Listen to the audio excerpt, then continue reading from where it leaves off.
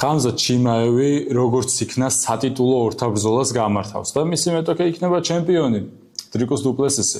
Soza Fight Corner-ი დაბრუნდა, ეს კი ჰაბსჯის სივრცე არის, ჰაბსჯის, რომელიც არის ავტორიზებული რესელერი, ისეთი დიდი ბრენდებისა, როგორც არის Puma, Nike, Adidas თუ სხვა დიდი ბრენდები. ეხლა კი ვისაუბროთ უშუალოდ ჩიმაევის და დუპლესის დაპირისპირებაზე.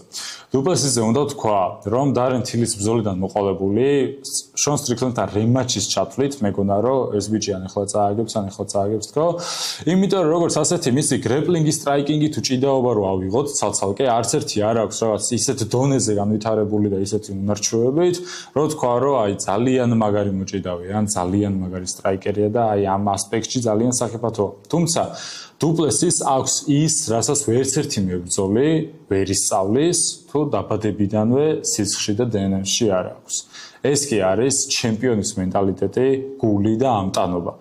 უნარი იმისა, რომ ისეთი სიტუაციიდან გამოძრეს, აიდანაც ბევრი ვერ გამოძრება.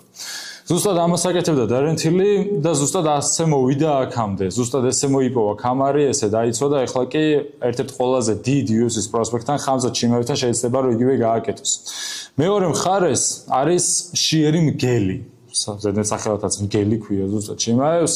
14 გამარჯვებით და არც ერთი მარცხით, რომელიც აქამდე მოვიდა რობერტ ვიტეკერის სახის დალეწვით.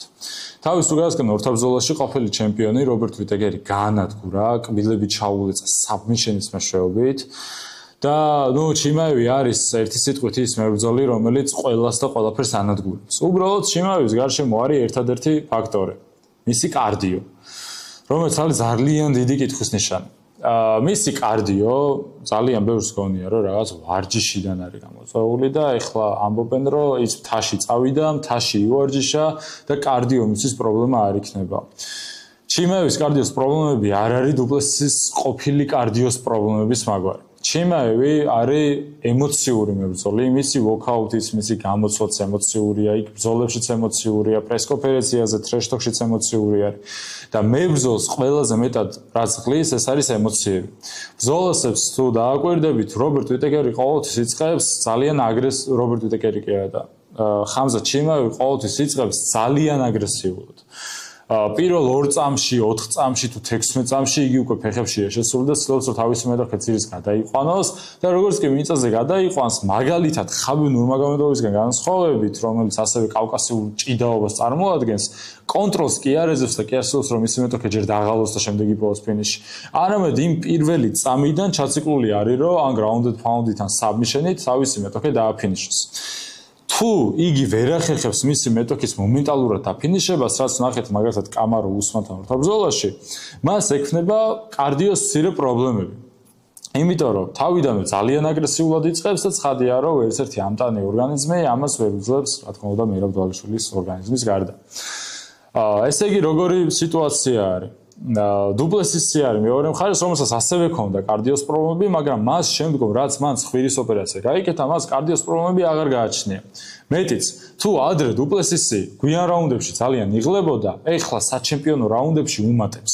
და Sean Strickland-თან რემატჩი გამოჩნდა, რომ მეხუთე და საჩემპიონო რაუნდებში ძალიან კარგად გამოიყურებოდა და იდეალურ ფორმაში არის უკვე საჩემპიონო რაუნდებისთვის მომზადებული დუპლესისი.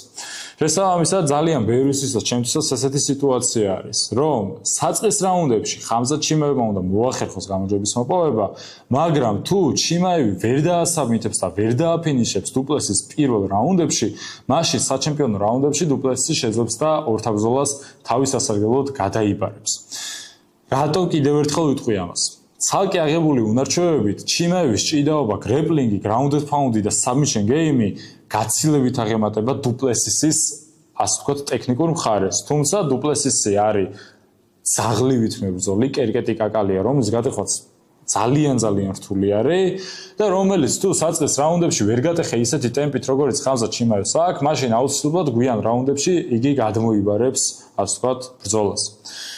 ამ ბრძოლის სრული ანალიზი და ამ კარდის, თავარი კარდის სრული ანალიზი ჩემს TikTok არხზე დაიდება, Soza Fight Corner-ზე, ასე რომ არ დაგავიწყოთ, რომ გამოვყოთ როგორც YouTube-ზე, ასევე TikTok-ზე. გამოიწერეთ Soza Fight Corner-ი და აბა დროებით.